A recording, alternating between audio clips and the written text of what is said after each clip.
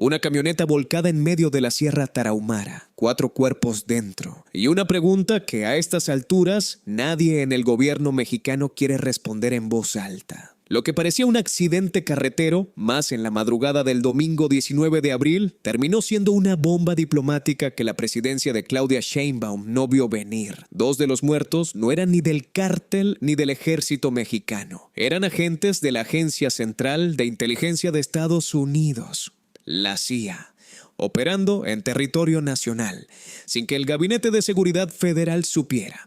Antes de que entres a esta historia, dame un like y aprieta el botón morado de hype que sale al lado.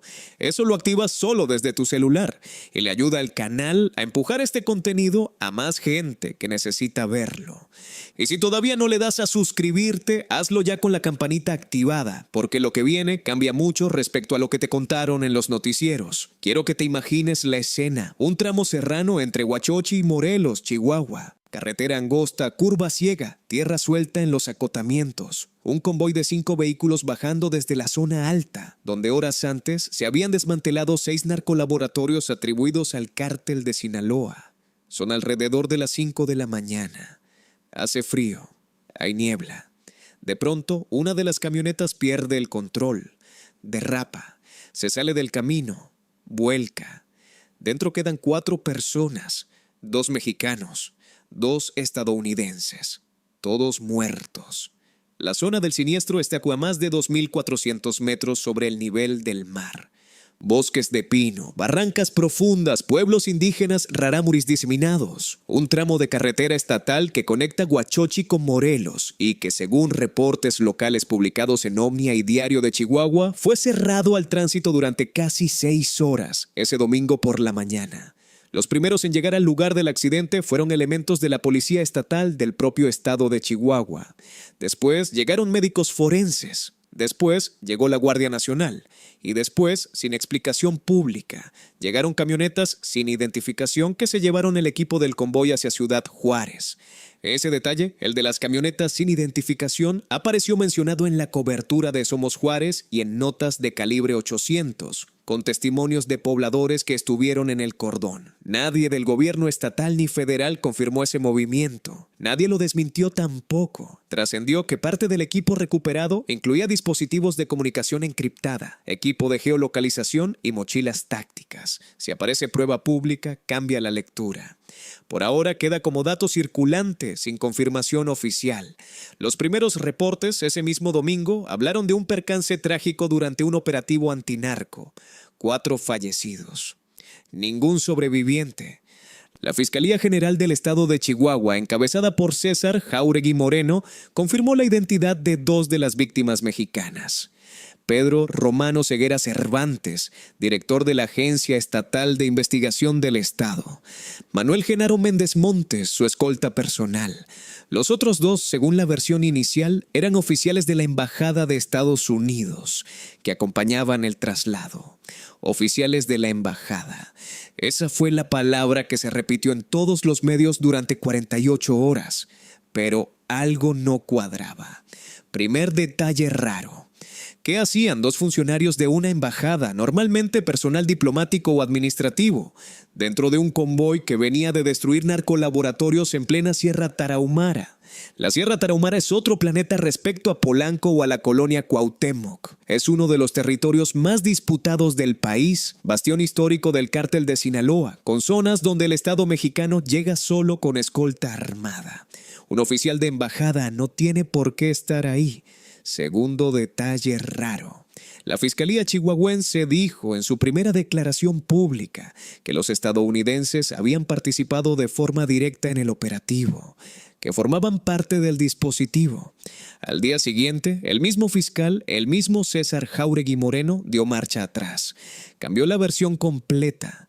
Ahora resulta que los 2 agentes solo estaban dando un curso de manejo de drones en oficinas de Ciudad de México, en la colonia Polanco, y pidieron un ride para regresar a Chihuahua por cuenta propia. Un curso de drones en Polanco. Y pidieron aventón. En menos de 24 horas, la versión oficial del Estado había mutado de participaron en el operativo a solo iban subidos pidiendo jalón.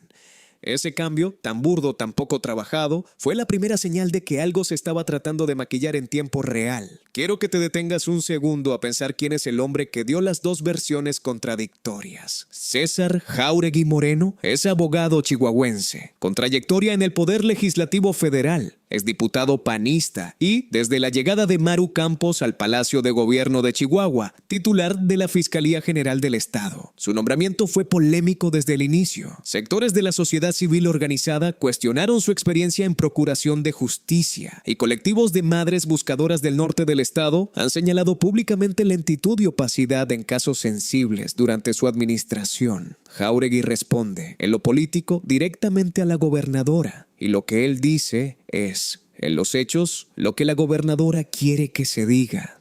Su primera declaración pública sobre los agentes muertos fue transmitida el domingo 19 por canales estatales.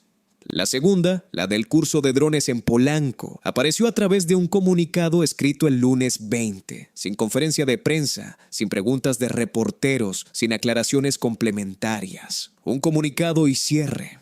En el oficio estatal, ese tipo de movimiento es lo que se hace cuando alguien arriba te llamó por teléfono para decirte que bajes el volumen. Y entonces pasó lo que nadie esperaba. El martes 21 de abril, The Washington Post publicó una nota firmada citando fuentes anónimas de inteligencia de Estados Unidos. El titular fue una bofetada directa. Los dos estadounidenses muertos en Chihuahua no eran personal diplomático. Eran oficiales de la Agencia Central de Inteligencia, agentes activos de la CIA destacados en territorio mexicano para operaciones contra narcóticas. The New York Times confirmó la información esa misma tarde. CNN confirmó. ABC News confirmó. El Intercept confirmó. Al Jazeera recogió la historia. En un momento te voy a contar por qué sus nombres siguen sin salir a la luz y por qué Donald Trump, que nunca pierde oportunidad de presumir un golpe al narco, lleva días en silencio absoluto sobre sus propios muertos. Quédate porque esa parte cambia todo. Volvamos a la camioneta volcada en la sierra. Porque si los dos hombres eran de la CIA, entonces la historia completa empieza a reordenarse. Ya no estás viendo un accidente carretero desafortunado durante una operación rutinaria. Estás viendo una misión de inteligencia estadounidense corriendo en suelo mexicano. Y corriéndola sin que el Gabinete de Seguridad Federal, el que encabezan Omar García Harfuch y el equipo militar de Sheinbaum, tuviera conocimiento previo formal de la operación. Lo que la presidenta dijo en la mañanera del lunes 21 fue en sus propias palabras que sí estaban trabajando conjuntamente con autoridades mexicanas. Pero acto seguido, la misma Sheinbaum desmintió a su propio fiscal del estado, contradijo la versión del curso de drones, pidió explicaciones, abrió una investigación formal a través de la Fiscalía General de la República para determinar si el operativo había violado la Ley de Seguridad Nacional y soltó una frase que pasó desapercibida para muchos, pero que vale oro. No hay operaciones conjuntas. Mira la contradicción. Por un lado, sí estaban trabajando conjuntamente. Por otro, no hay operaciones conjuntas.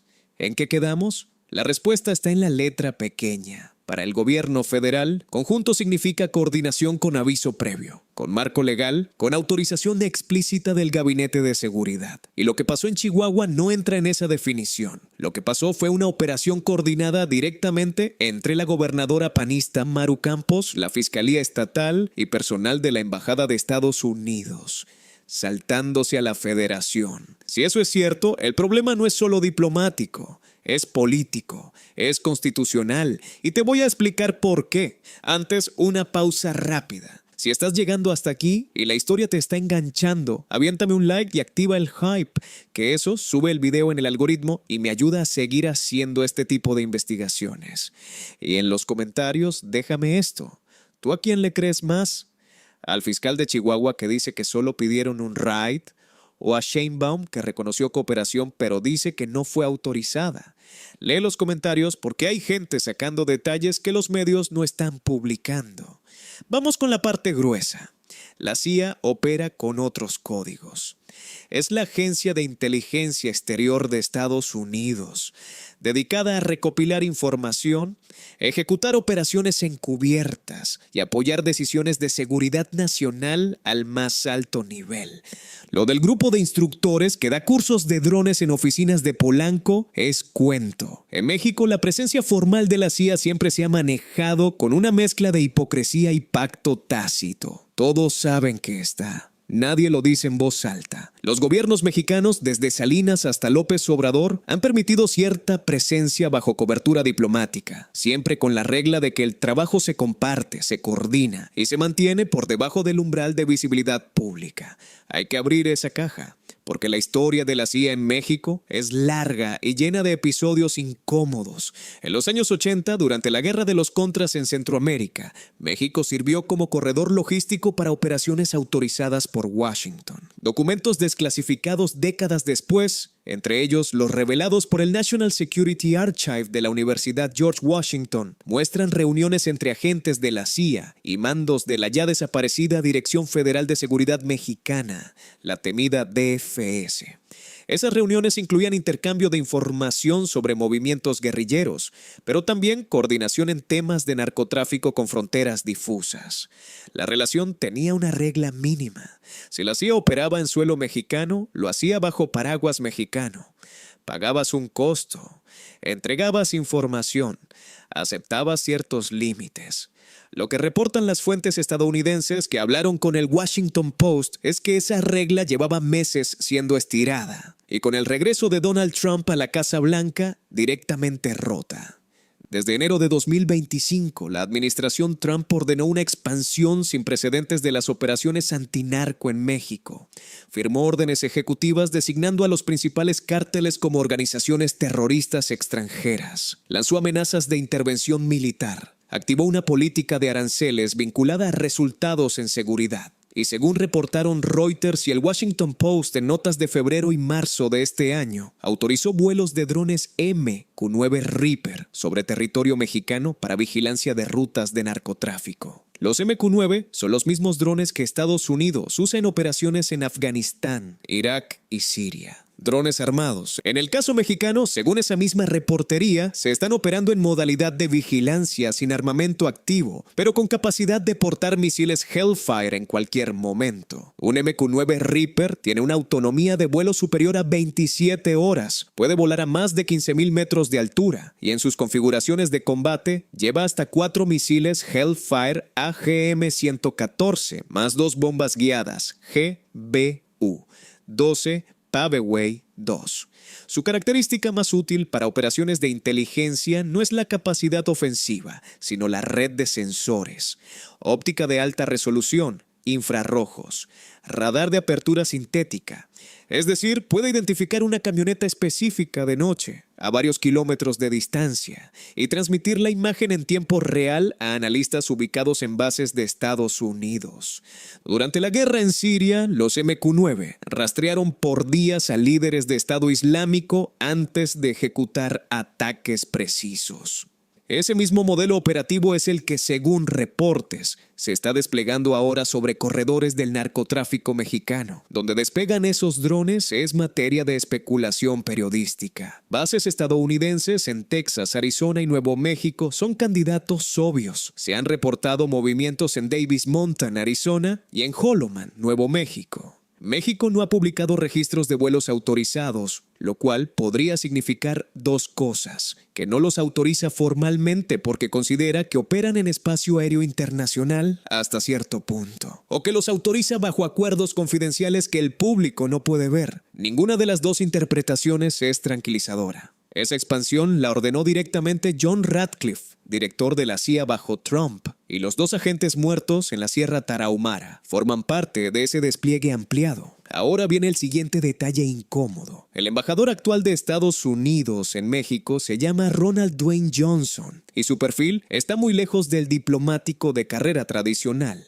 Johnson es ex coronel del ejército, ex miembro de las fuerzas especiales y ex enlace de la CIA con el Comando Sur de Estados Unidos, el famoso Southcom, con sede en Tampa, Florida. Fue embajador en El Salvador durante el primer mandato de Trump y estableció una relación muy cercana con Nayib Bukele. Lo reconfirmaron para México en este segundo periodo, con un perfil que ya ni se molesta en esconder de dónde viene. Vale la pena detenerse en el detalle salvadoreño, porque ayuda a entender cómo funciona la caja de herramientas de Johnson. En El Salvador, Johnson acompañó a Bukele durante los meses en que el presidente salvadoreño implementó su régimen de excepción, con miles de detenciones masivas y la construcción del SECOT, la megaprisión que se convirtió en postal política. Johnson apoyó públicamente el modelo. Washington, bajo Trump, lo respaldó. Y el paquete Bukele pasó de ser un experimento centroamericano a un modelo que sectores de la derecha estadounidense presentan como exportable.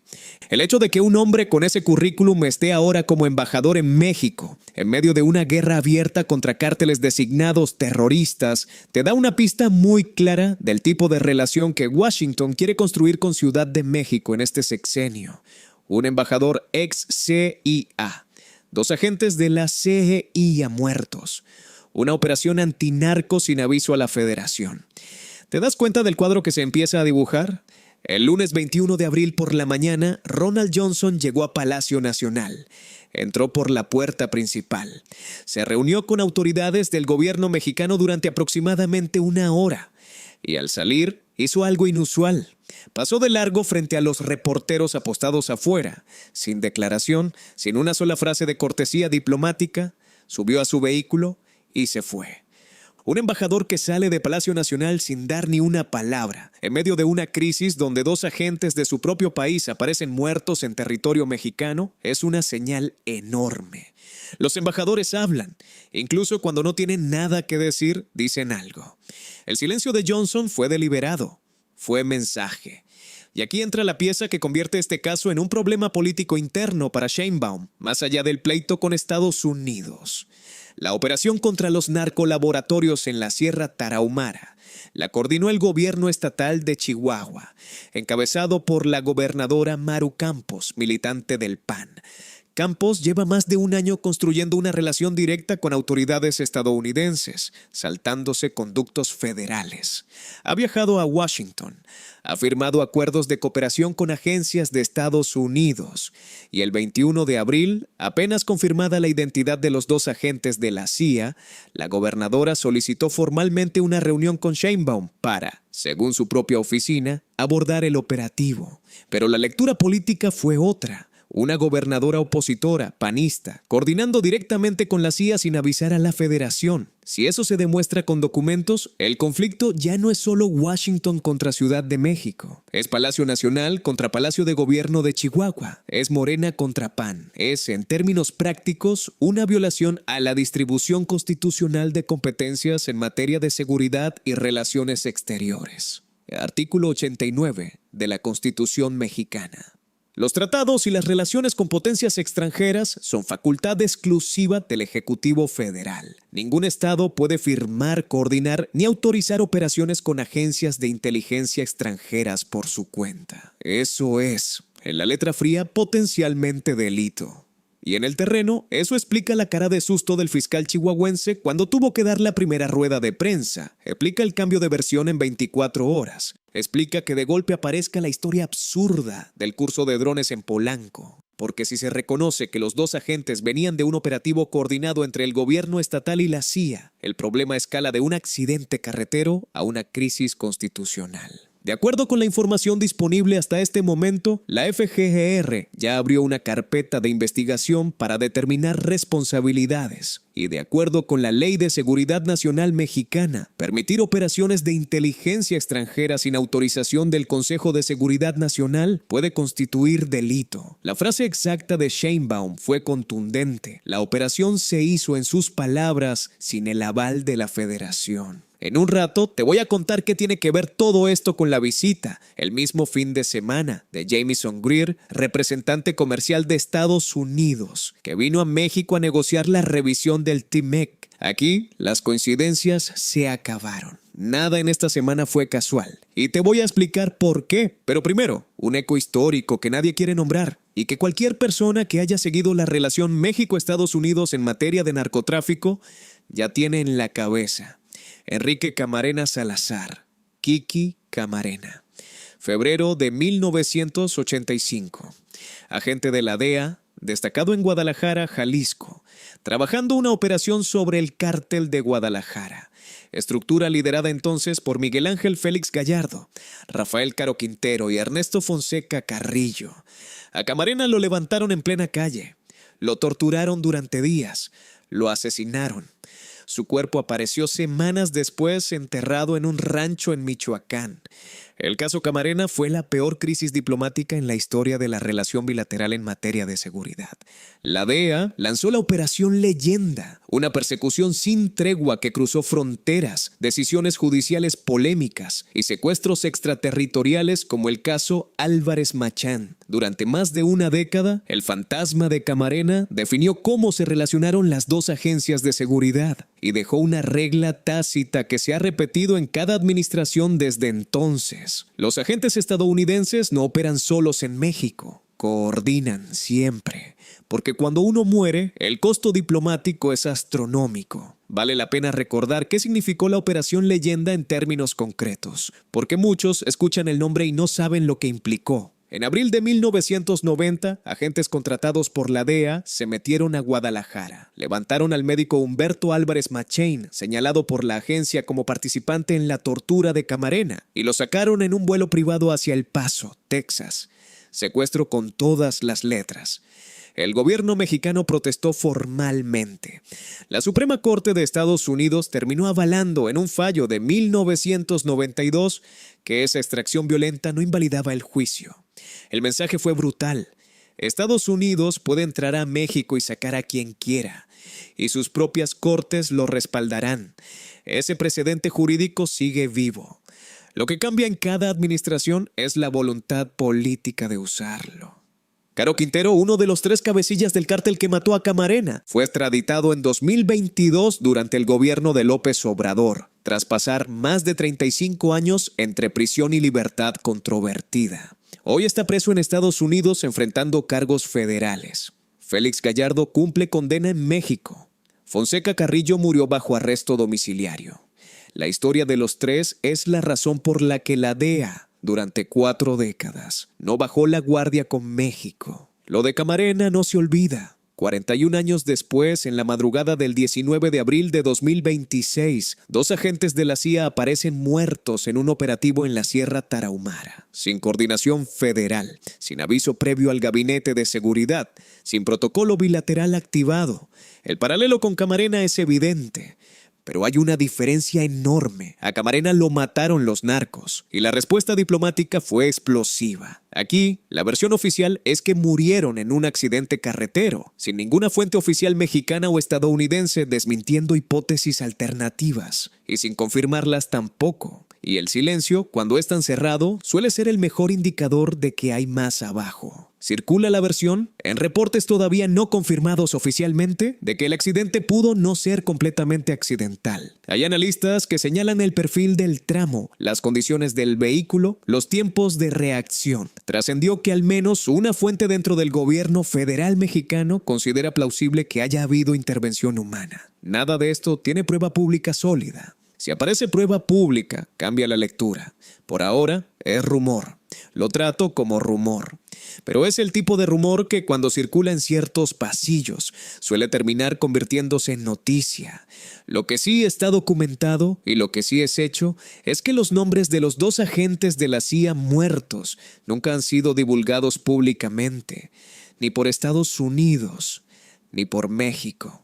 48 horas después de confirmada su identidad como oficiales de la Agencia Central de Inteligencia, siguen siendo figuras sin rostro. 2 números en un reporte, 2 cuerpos repatriados en silencio, y eso, por sí solo, es una anomalía. Cuando muere un agente de una agencia estadounidense en el extranjero, lo habitual es que haya comunicado oficial, conferencia de prensa, homenaje público, declaración del presidente, mensaje del director de la agencia. En el caso de Camarena, Ronald Reagan habló públicamente.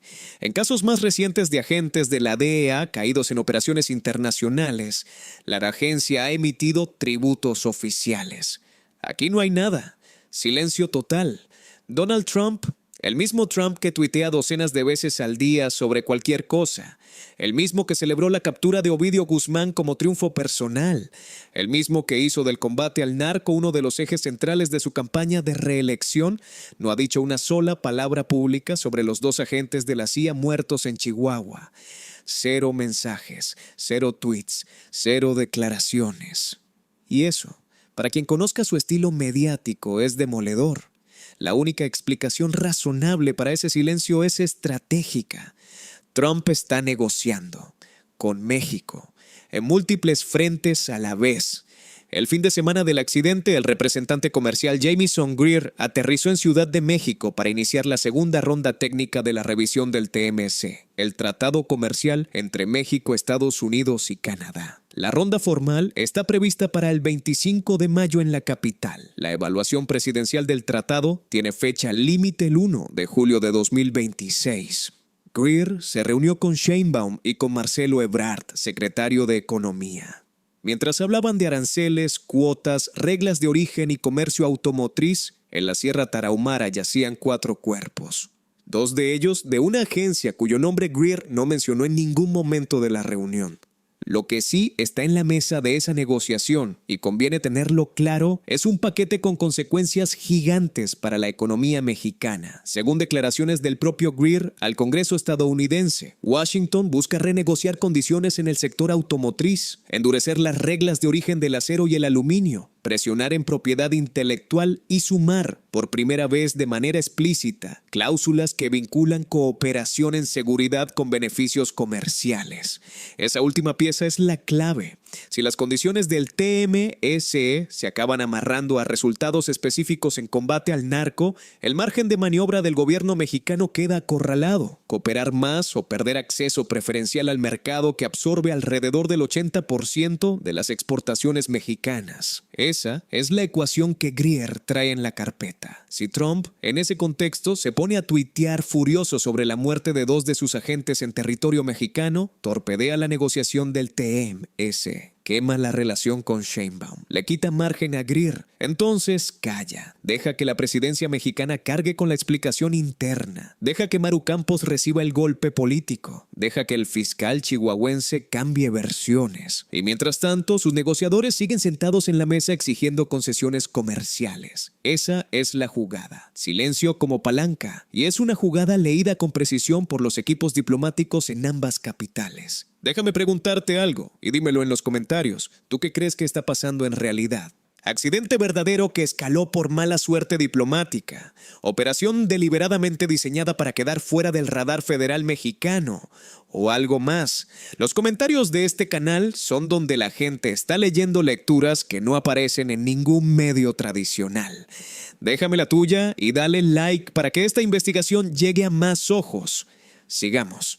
El Gabinete de Seguridad Federal Mexicano, integrado por la Secretaría de Seguridad y Protección Ciudadana, a cargo de Omar García Harfuch, por la Secretaría de la Defensa Nacional, por la Secretaría de Marina, por la Fiscalía General de la República y por el Centro Nacional de Inteligencia, emitió un comunicado donde dejó claro un punto. Se enteraron después de los hechos, sin aviso, sin participación, sin autorización previa de ningún tipo. Esa posición cierra el flanco de Sheinbaum hacia el exterior, porque le permite decir a Washington que el operativo no tuvo aval federal, pero abre un flanco interno enorme. Si el Gabinete de Seguridad no sabía, entonces sí hubo operación de una agencia extranjera en territorio nacional sin autorización. Y eso, en la Ley de Seguridad Nacional, es grave.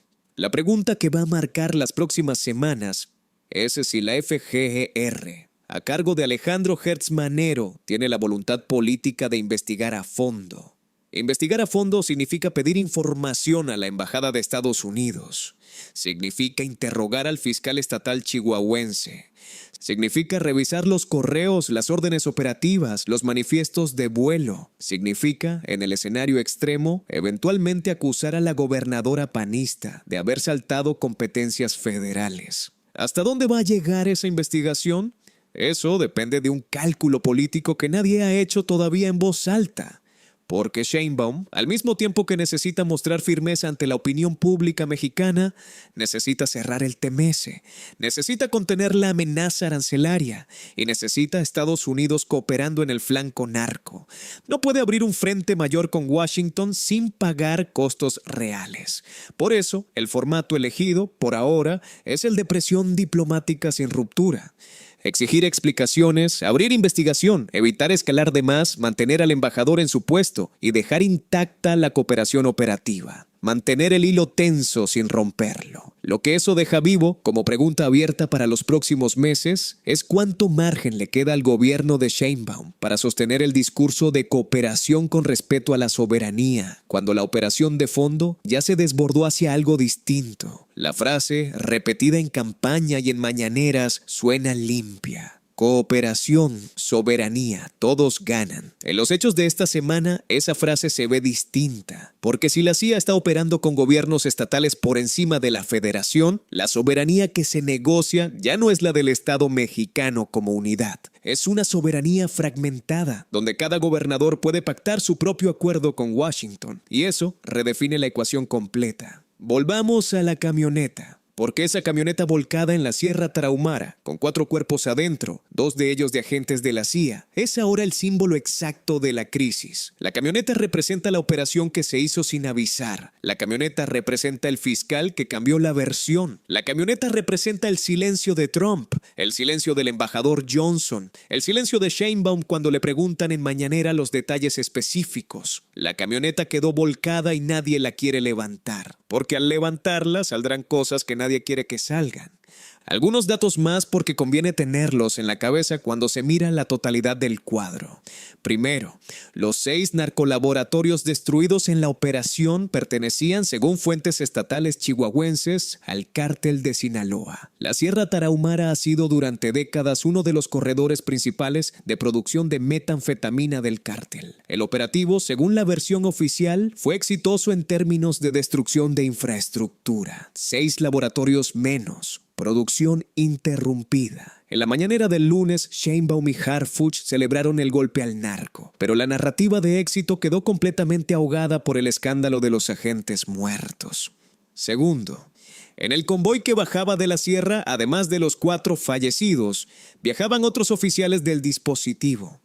Lo que no ha quedado claro públicamente es si hubo sobrevivientes de los vehículos que acompañaban a la camioneta siniestrada. La información oficial habla de un accidente aislado, pero los reportes locales de medios chihuahuenses como Omnia y Somos Juárez mencionan que la escena tuvo complicaciones operativas mayores. Trascendió que se pidió apoyo aéreo urgente. Trascendió que se cerraron tramos carreteros durante horas. Trascendió que el reconocimiento formal de los cuerpos tomó tiempo anormal. Ninguno de esos detalles ha sido confirmado oficialmente.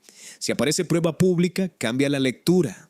Tercero, el director de la AEI de Chihuahua, Pedro Romano Ceguera Cervantes, era una figura clave en el dispositivo estatal contra el cártel de Sinaloa. Había participado en operativos de alto perfil durante el último año. Su muerte deja a la Policía de Investigación de Chihuahua sin cabeza visible en un momento crítico. La gobernadora Campos nombró interinamente a un sustituto, pero el vacío operacional es real y es, para quien lee con lupa, una señal de vulnerabilidad aprovechable por los grupos criminales de la región. Conviene detenerse un instante en ambos mexicanos fallecidos, porque sus nombres están pasando casi desapercibidos en la cobertura, mientras se habla de los agentes estadounidenses. Pedro Romano Ceguera Cervantes tenía casi 2 décadas de carrera en la policía investigadora chihuahuense. Había pasado por la Agencia Estatal de Investigación en distintos cargos y llegó a la dirección general durante la gubernatura actual. era un operador técnico, con credibilidad dentro del gremio y con presencia en reuniones binacionales de intercambio de información. Manuel Genaro Méndez Montes, su escolta, era personal operativo con experiencia en protección de funcionarios. Ninguno de los dos fue descrito en comunicados oficiales con el detalle que suele acompañar a este tipo de tragedias. Sin homenaje público con fuerza, sin rueda de prensa larga. Las familias recibieron atención institucional, pero la cobertura pública se reorientó al ángulo diplomático casi de inmediato. La Sierra Tarahumara, que es el escenario físico de toda esta historia, también merece más contexto. En la zona oeste del estado de Chihuahua, extiende sobre municipios como Huachochi, Urique, Batopilas, Bocoina y Morelos, con presencia indígena rarámuri mayoritaria. Es territorio donde durante los últimos años el cártel de Sinaloa ha desplegado laboratorios clandestinos de metanfetamina, aprovechando lo remoto, la baja densidad poblacional y la precariedad del estado. Comunidades enteras han reportado desplazamientos forzados. Periodistas como Patricia Mayorga, del exiliado semanario Proceso en la Frontera, y medios locales como La Verdad Juárez, han documentado durante años cómo la sierra se convirtió en zona sin ley, con rutas de trasiego y enfrentamientos periódicos entre células del propio cártel. Ahí es donde Washington puso sus drones. Ahí es donde murieron los agentes. Y ahí, de forma cotidiana, vive población civil que rara vez aparece en los reportes diplomáticos. Cuarto, la presencia de la CIA en México no es nueva. Lo que es nuevo es su intensidad actual. De acuerdo con reportajes publicados por el New York Times y el Wall Street Journal en los últimos meses, la CIA ha triplicado su despliegue operacional en territorio mexicano desde enero de 2025. Drones Reaper sobrevolando Sinaloa, Chihuahua y Jalisco. Equipos de inteligencia humana infiltrados en rutas de tráfico. Operaciones de cibervigilancia dirigidas a comunicaciones de cárteles. Todo bajo el paraguas de la orden ejecutiva de Trump que designa a los cárteles como organizaciones terroristas. Quinto, esa designación, la de organizaciones terroristas extranjeras, es jurídicamente relevante, porque abre la puerta a que la CIA opere bajo reglas más amplias. Contra organizaciones terroristas, Estados Unidos se permite acciones que contra simples criminales no tomaría. Vigilancia invasiva, captura extraterritorial, uso de drones armados, todo eso legalmente habilitado cuando el blanco es terrorista. Y México, en los mapas de la inteligencia estadounidense desde febrero de 2025, es ahora un territorio de operaciones contraterroristas. La pregunta incómoda es cuándo exactamente pasamos de país vecino con problema narco a teatro de operaciones antiterroristas. Y la respuesta es hace 14 meses, con la firma de Trump, sin que el gobierno mexicano pudiera impedirlo, sin plebiscito, sin debate parlamentario en México, sin reacción pública equivalente al peso del cambio. La muerte de los 2 agentes en Chihuahua es la primera confirmación visible, con cadáveres y todo, de lo que esa nueva doctrina significa en el terreno. El problema dejó de ser administrativo. Ya son operaciones reales, en campo, con personal armado, con inteligencia activa, sobre población mexicana. Y como ha quedado demostrado, con capacidad de salir mal. Sigue adelante conmigo, porque la parte que viene es la que menos se ha discutido, y es, a mi juicio, la más importante. ¿Qué hace Sheinbaum ahora? La presidenta tiene 3 opciones reales. Una, endurecer la postura, exigir la retirada inmediata de personal de la CIA, llamar a consultas al embajador, congelar la cooperación bilateral en seguridad, abrir un proceso penal contra quienes permitieron el operativo sin autorización. Eso tendría costo altísimo con Trump. Podría detonar aranceles, suspensiones del TMS, represalias cruzadas, pero mandaría un mensaje de soberanía difícil de ignorar. 2. La ruta intermedia, la que parece estar tomando. Presionar en público, negociar en privado, mantener la investigación abierta como espada de Damocles, exigir explicaciones, pero no romper. Mientras tanto, usar el incidente como palanca para pedir a Washington lo que sí le interesa al gobierno mexicano. Más inversión. Mejores términos en el TMEC. Restricciones al tráfico de armas estadounidenses hacia México. Compromisos concretos. La lógica aquí es que la muerte de los 2 agentes, aunque escandalosa, puede convertirse en una carta de cambio si se juega bien. 3. Pasar la página. Aceptar la versión del accidente. No mover el agua. Dejar que el ciclo mediático muera. Esta es la opción más cobarde y la más probable si Sheinbaum calcula que abrir cualquier frente con Trump le cuesta más de lo que gana. Sería además un precedente demoledor porque comunicaría a Washington que puede operar con impunidad de aquí en adelante. Todo apunta a que la jugada real será una mezcla de la 2 y la 3. Presión pública controlada, investigación formal que avanza lento, cooperación que sigue, retórica de soberanía que no se traduce en acciones rupturistas. Y en paralelo, el costo político interno se lo come Maru Campos, quien ya está en el banquillo de acusados. Para García Harfuch, el secretario de Seguridad, el caso es doblemente incómodo. Porque Harfuch lleva meses construyendo una relación directa con la DEA y el FBI, viajando a Washington,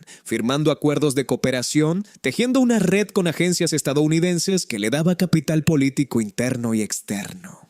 El Wall Street Journal publicó hace días un perfil donde lo describe como el funcionario mejor evaluado del gabinete de Sheinbaum, con 71,9% de aprobación, y lo perfila como posible candidato presidencial para 2030. Harfuch es en todos los cálculos el activo político más valioso del sexenio, pero en este caso Harfuch tuvo que salir a decir que el gabinete de seguridad no fue informado. Tuvo que adoptar la postura oficial y eso lo puso en una posición incómoda, porque su discurso habitual, el de cooperación con respeto a la soberanía, quedó contradicho por los hechos. Si hay cooperación plena, ¿cómo es que no sabía? Si no hay cooperación plena, ¿cómo presume resultados conjuntos? El problema del crush no es nuevo, pero este caso lo desnuda. Sheinbaum, por ahora, está escudando a su secretario, culpando al gobierno estatal panista. Y la estrategia funciona, siempre que Maru Campos no empiece a soltar información en respuesta. Porque si Campos decide defenderse mostrando que sus acciones estaban avaladas, al menos informalmente por canales federales, todo el edificio narrativo se cae. Hay un tablero silencioso entonces, donde Campos tiene una carta que puede jugar en cualquier momento. Documentos, correos, grabaciones, actas de reuniones. Cualquier evidencia de que la federación supo antes de lo que admite. Ese as bajo la manga es probablemente la razón por la cual la presidencia está midiendo cada palabra. Mientras tanto, en redes sociales y en medios de análisis, la reacción pública ha sido intensa. Comentaristas como Héctor de Mauleón, Raimundo Riva Palacio, Denise Dresser y Carlos Puig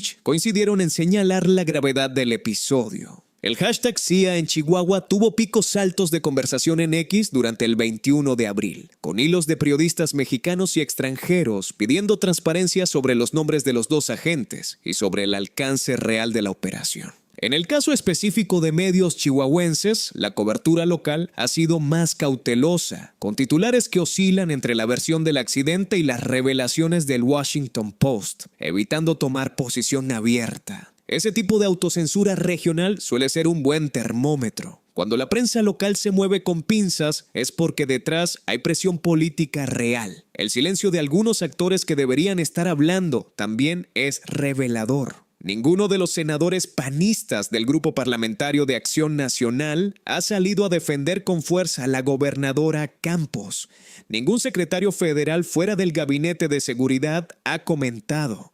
La Cancillería, a cargo de Juan Ramón de la Fuente, ha mantenido declaraciones breves y técnicas, sin confrontación directa con Washington.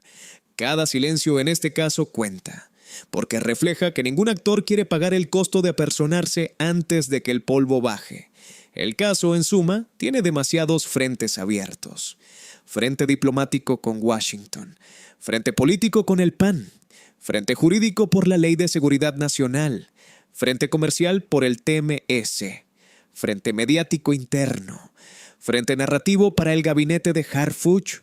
Cada uno de esos frentes se mueve a su propio ritmo y todos están conectados por la misma camioneta volcada en la Sierra Tarahumara. Lo que está en juego en el fondo es la definición misma de qué tipo de relación quiere tener México con Estados Unidos de aquí en adelante. ¿Una relación de socios con márgenes claros? ¿O una relación de subordinación disimulada, donde Washington opera como quiera y Ciudad de México administra los daños? Esa definición no la va a tomar Sheinbaum sola. La va a tomar el tablero completo. Trump, Greer, Johnson, Ratcliffe, Rubio del lado estadounidense, Sheinbaum, Harfuch, Ebrard, Gertz, de Icaza del lado mexicano. Y como siempre en estas historias, la definición no se anuncia. se construye en cada pequeña decisión, en cada operación que se autoriza o se rechaza, en cada embajador que habla o calla, en cada camioneta que se vuelca en una sierra. Pero cuidado con la lectura fácil, porque aunque el caso se está manejando como crisis diplomática controlada, los incentivos de largo plazo juegan a favor de más operaciones, no menos. Estados Unidos tiene cárteles catalogados como terroristas, tiene drones volando, tiene presupuesto asignado, tiene una Casa Blanca que necesita mostrar resultados en el flanco fentanilo. México tiene una economía dependiente en más del 80% del mercado estadounidense. Tiene aranceles pendiendo. Tiene una negociación del TMS abierta. Tiene un gobierno con capital político pero con margen maniobra estrecho. Todo eso empuja hacia más cooperación bajo términos definidos por Washington. Y lo que el caso Chihuahua muestra es que cuando esa cooperación falla, los costos se pagan en cuerpos. Vale la pena conectar el caso de los agentes muertos con otros movimientos bilaterales de la misma semana, porque forman parte del mismo paisaje. El lunes 20 de abril, Marco Rubio, secretario de Estado de Trump, anunció restricciones de visa a 75 familiares directos y socios personales de narcotraficantes del cártel de Sinaloa previamente sancionados. La medida, aplicada bajo la Orden Ejecutiva 14.059, fue la primera de su tipo en extender sanciones al círculo familiar de capos ya identificados. En paralelo, el 14 de abril, el Departamento del Tesoro había sancionado a 6 objetivos vinculados al Cártel del Noreste, incluyendo al abogado defensor de Miguel Treviño Morales Z40, 3 casinos fronterizos y, en un movimiento que generó polémica, al histórico activista de derechos humanos Jesús Raimundo Ramos Vázquez, presidente del Comité de DDHH de Nuevo Laredo. El cerco a los cárteles y a sus redes se está ejecutando en múltiples frentes simultáneos. Visas, sanciones financieras, drones, operaciones con agentes en campo. Y la pregunta que queda flotando es ¿cuánto de ese cerco cuenta con aval mexicano formal y cuánto se ejecuta por la vía del hecho consumado? Harfuch, en la mañanera del 21 de abril, dijo que los homicidios bajaron 41% respecto al pico del sexenio anterior. Celebró el golpe contra el Mencho en febrero, las detenciones consecutivas de operadores de los Chapitos en Mazatlán, la captura del húngaro Daniel Takach en Cancún, parte de los 10 más buscados de Europol. Son logros concretos, son medibles, y sin embargo el episodio de la Sierra Tarahumara amenaza con eclipsarlo todo. Porque lo que la narrativa oficial intenta proyectar es la imagen de un aparato de seguridad mexicano competente, soberano, que coopera con Estados Unidos sin subordinarse. La camioneta volcada pone en duda esa imagen, y ningún logro posterior va a limpiar por completo la pregunta que quedó abierta. Antes del cierre, 3 puntos más porque son los que están marcando conversación en los círculos de seguridad mexicanos estos días. Primero, la cuestión de los drones. Si la información sobre los MQ-9 Reaper volando en modo vigilancia sobre territorio mexicano es correcta, hay una pregunta técnica enorme sin respuesta pública. ¿Desde dónde despegan? ¿Quién coordina las rutas? ¿Quién recibe las imágenes? ¿México tiene acceso al flujo de inteligencia o solo lo recibe Washington? La ausencia total de transparencia sobre esos puntos sugiere que la respuesta no le conviene al gobierno federal, porque si admite que no tiene acceso a la inteligencia generada sobre su propio territorio, queda expuesto como espectador de su propia soberanía. Segundo, la cuestión de los vuelos. El caso Chihuahua abre la puerta a que salga más información sobre vuelos no comerciales estadounidenses en territorio mexicano, vuelos que llevan personal técnico, vuelos que mueven equipo de vigilancia, vuelos que, por definición operacional, deberían tener autorización federal mexicana. Si algún periodista con acceso a fuentes de la Sedena o de la Agencia Federal de Aviación Civil decide publicar los registros de esos vuelos, la historia se amplifica. Esa es una bomba retardada. Hay antecedentes recientes que conviene tener en la cabeza. Durante el sexenio de López Obrador, se documentaron vuelos de aeronaves militares estadounidenses aterrizando en bases mexicanas para entrenamiento conjunto, con registros parciales publicados por organizaciones civiles como Causa en Común y por el propio New York Times. La línea entre entrenamiento, cooperación y operación activa siempre ha sido difusa. La caja negra es quien manda cada vuelo. ¿Quién sabe qué lleva? ¿Y quién da la orden de ejecución cuando un dron identifica un blanco? Nada de eso se discute en el Congreso mexicano con la profundidad que ameritaría. Nadie ha pedido comparecencia del secretario de Marina, del secretario de la Defensa Nacional, del titular del Centro Nacional de Inteligencia. El Poder Legislativo, como ha pasado tantas otras veces, mira hacia otro lado. Tercero, la cuestión del precedente. Si el gobierno mexicano acepta, de facto, que gobiernos estatales pueden coordinar operaciones con agencias de inteligencia extranjeras sin aviso federal, entonces abre la puerta a que cualquier gobernador de cualquier partido, en cualquier estado fronterizo, haga lo mismo. Tamaulipas con la DEA, Baja California con el FBI, Sonora con la CIA.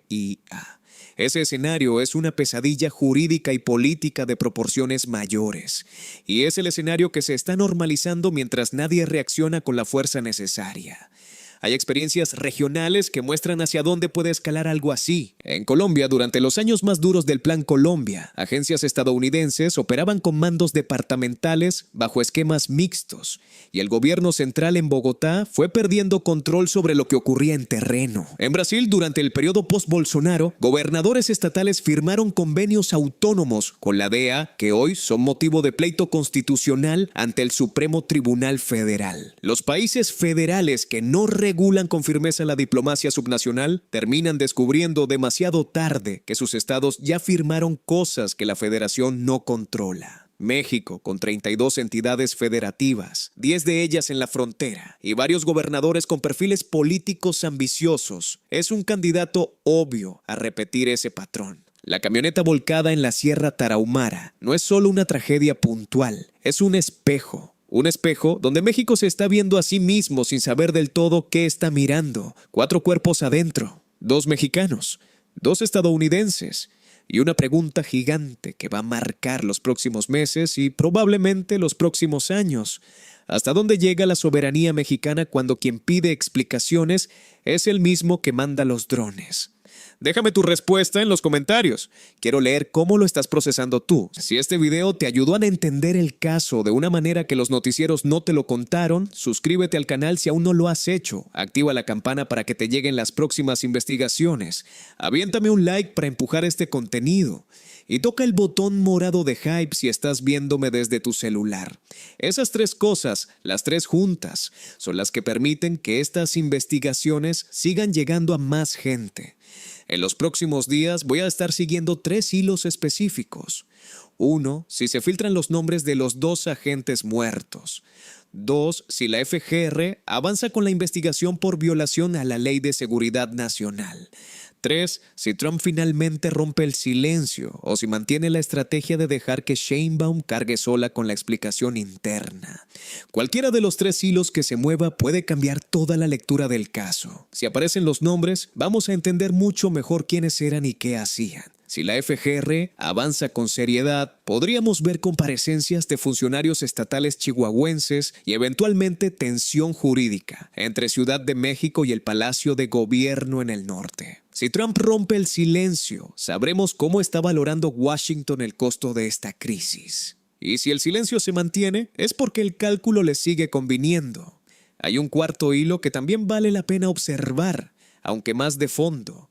La actividad del propio cártel de Sinaloa en la Sierra Tarahumara durante las próximas semanas. Porque si la muerte de los 2 agentes termina fortaleciendo la percepción de impunidad en el terreno, el cártel podría reactivar producción con menos presión temporal. Y si pasa lo contrario, si los operativos redoblan, va a haber escenas difíciles en comunidades rarámuris atrapadas en medio. Por lo pronto, quedan 4 cuerpos, 5 vehículos, 6 narcolaboratorios destruidos, una camioneta volcada, un fiscal que cambió la versión, un embajador que salió sin hablar, un presidente que no tuitea, una presidenta que exige sin romper, una gobernadora opositora que pide reunión y una relación bilateral que acaba de entrar en una zona nueva, zona gris.